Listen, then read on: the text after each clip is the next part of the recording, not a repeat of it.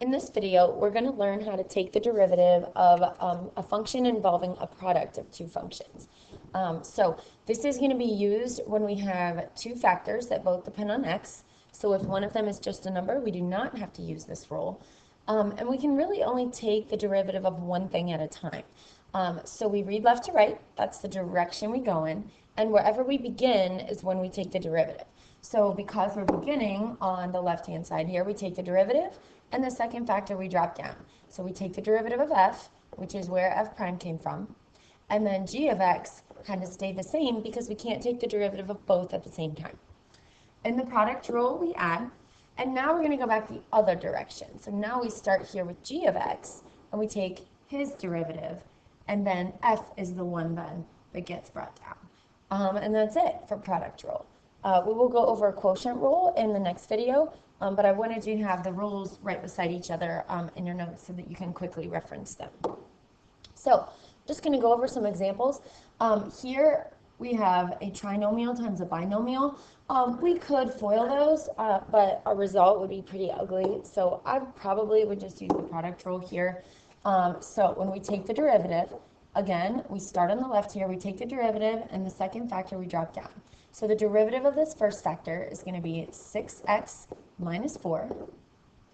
And then the second factor is just going to drop down. We're going to add, and now we're going to go back the opposite direction. So the derivative of x plus 2 is just 1. And then now this whole second factor will drop down. So 3x squared minus 4x plus 1. Something like this, you do not need to put the 1 there. You can if you want to. Remember, we do not have to simplify. If it involves simple distributing, we usually do. Here, this involves FOILing. That can kind of take up a lot of your time, so I probably wouldn't worry about it unless I tell you to. So example 2, again here we probably could just distribute. FOIL, that might be just as easy as using the product rule. But if we wanted to use the product rule, we would take the derivative of this factor first, which we would get 2. Derivative of this first factor is 2. We would bring down our x minus 4. Now we add, and we go back the opposite direction. So now the derivative of the second factor is 1. And then the 2x minus 1 is going to be the factor that drops down in this case. This guy could simplify pretty quickly. So typically, probably we would. So we would just distribute. We would get 2x minus 8. Over here, we don't really need to distribute the 1. We're going to get 2x minus 1. If we simplify, we'll get 4x minus 9. And that would be our derivative. If I tell you you don't have to simplify, you can stop here at the blue. So here are the derivatives of the 4 trig functions that are left. The only one on this list that I really think is worth memorizing is this guy here. If I give you any of the other 3, it will be on homework, and you may look them up. The way I remember the secant and the tangent is there's 2 secants and 1 tangent. So if secant is in the problem, we need 1 more to make 2, and then we still need 1 more tangent. So this one's just really common. I think you probably should memorize that. So here for our next example, we do have product rule because we have x times the secant of x. It's really important to understand this is one factor. Those are connected together, and it's actually impossible to take them apart because trig has to have an angle in here. That's what it is. So when we take our derivative, again, we're going to go left to right.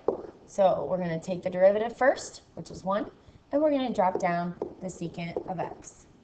Now we're going to add, and we're going to go back the opposite direction. So now we take the derivative of secant, which is secant tangent. And then we're going to drop down this factor. Now be careful, if we put the x here, it might look like it's tangent of x squared.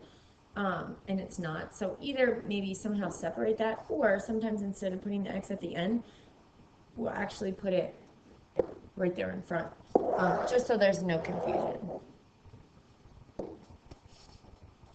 If we can avoid the rules, we do, only because sometimes these rules get a little ugly. So here, simple distributing is probably worth doing so that we don't have to worry about using any fancy rules. So since I distributed, Now I actually don't have to use a rule because this is no longer a product. So now I just take the derivative using the power rule and I'm finished. In part B, there's no way to avoid the product rule because I cannot combine these two. So we're just going to go ahead and follow the product rule. I'm going to take the derivative of e to the x first. The derivative of e to the x is e to the x. And then my sine x is going to drop. I'm going to add, and now I'm going to go back the other way. So now derivative of sine is just cosine. And now this e to the x is the one that drops down.